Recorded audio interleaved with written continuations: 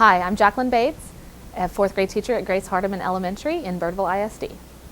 Another thing that we do in the classroom is I use the app Creations, and I will basically clone myself, which all teachers need a clone. So I will clone myself so that I can be at a teacher table live with a group of students, and then I will pre-record a lesson on Creations, and then the students can view the video either on the iPads themselves or on the student computer. On your student computer, pull up the Creations here, and the students can view the video right here on the screen. And you can use headphones and then the little nifty splitter, so you can have 6 students sitting around watching the same video and then recording on a recording sheet at one of the stations. So basically cloning yourself here at one lab while I'm at teacher table with another group of students.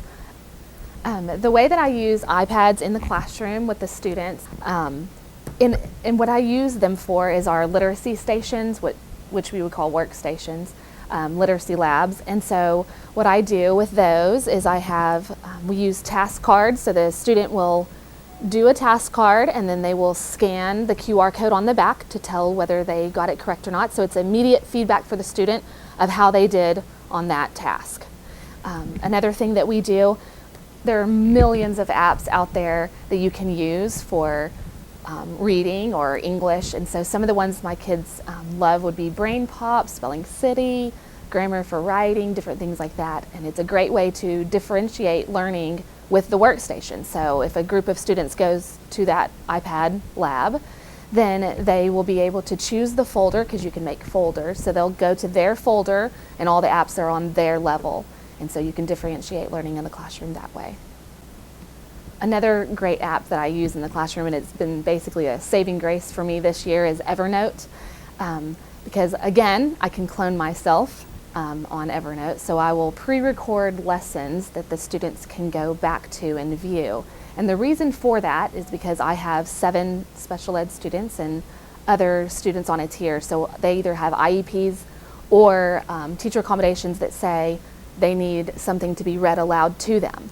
And so if I were to gather all of those students as what would supposed to be a small group, which is kind of a large group, at the teacher table and read it aloud in a traditional classroom, you know, everybody's on a different page, everybody's at a different pace. And so with Evernote, the lesson is, a picture of it is on there, and then it's pre-recorded. They can take their iPad and headphones, go back to their desk, and not being separated from the rest of the group. And I've even had a student state their opinion about that. The first day I handed it to him, I said, this is the way we're going to read our test today. Here's your iPad and here's your headphones. Go back to your table. You can push play and pause as many times as you want. And his response was, yes, I can now do this at my desk like everyone else. And that's when you know that the technology that we have in the classroom is not just helping the students academically, but it's helping them emotionally too.